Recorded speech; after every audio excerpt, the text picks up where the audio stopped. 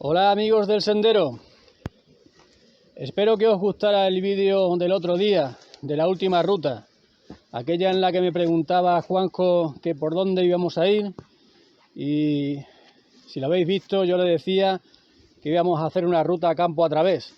Lo que pasa que las últimas lluvias pues han dejado el campo pues digamos impracticable para meternos campo a través, y decidimos ir saliendo de la Cruz de Broza a hacer una ruta de las muchas que se pueden hacer aquí en Garrovillas de Alconétar.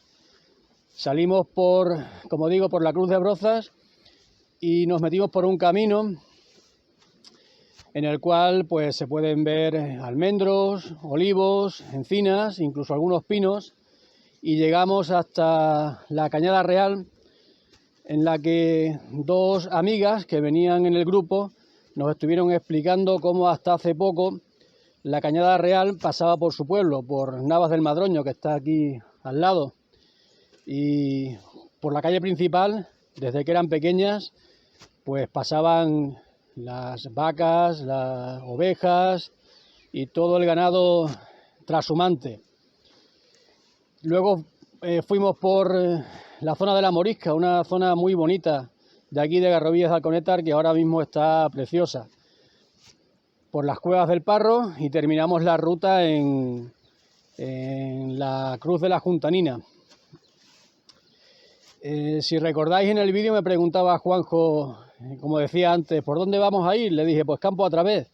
Lo mismo nos encontramos un jabalí o dos, o incluso un neandertal, le decía así en broma.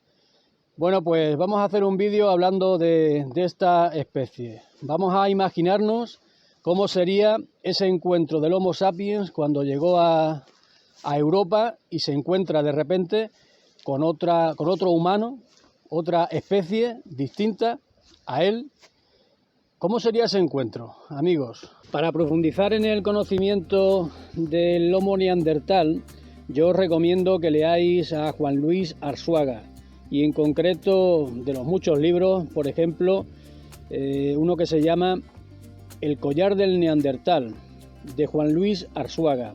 Bueno, pues cuando el Homo sapiens llega al continente euroasiático, una vez que salió de África, se encuentra a otra especie que ya habitaba en esta zona y que vivía en unas condiciones climáticas muy adversas. Se encontró con el Homo neandertal. Este estaba completamente adaptado a estas condiciones climáticas que presentaba el continente euroasiático en aquel momento. Esta especie ya vivía ahí desde hace 300.000 años. Y como digo, vivía en unas condiciones de incluso 20 grados bajo cero a nivel del mar.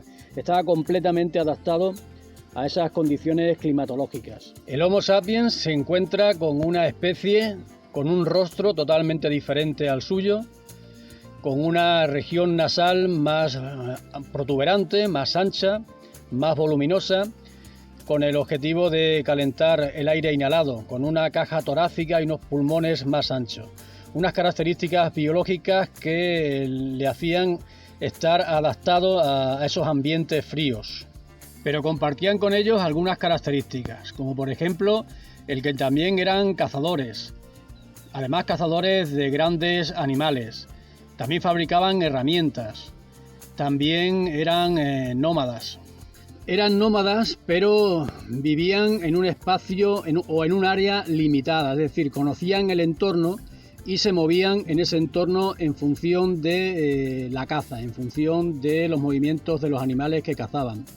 Planificaban sus actividades, por lo tanto también tenían capacidad de pensamiento complejo, al igual que el Homo sapiens. Esa capacidad de pensamiento complejo les permitía al Homo neandertal el poder estudiar y observar el comportamiento de los animales a los que cazaba y el poder planificar esas actividades de caza.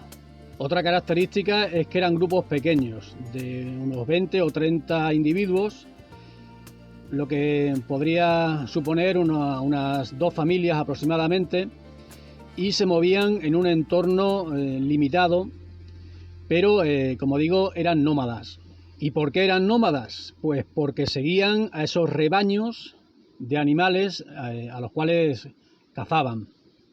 Pero nomadismo no es deambular, es decir, los neandertales dominaban un área relativamente grande, conocida por ellos, y también tenían lugares de reunión. Posiblemente una vez al año se reunían con otros grupos de neandertales e intercambiaban ahí información, pero también un hecho importante es que intercambiaban jóvenes, es decir, intercambiaban mujeres.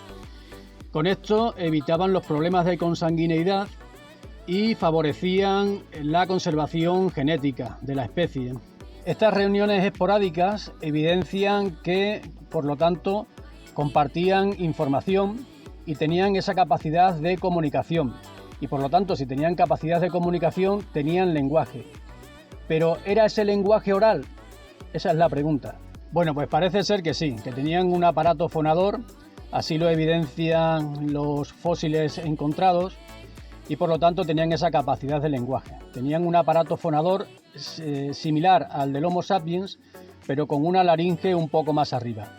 Y esto nos llevaría a hablar de esa capacidad de lenguaje en el Homo neandertal, pero esto lo vamos a dejar para otro vídeo, amigos, porque bueno, ya me decís en vuestros comentarios que hacemos los vídeos un poco largos y puede ser que aburran.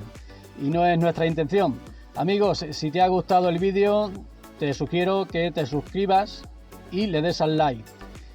Pensamientos andantes del Robus, que no solo era un poeta, también era un cantante, amigos. Hasta luego.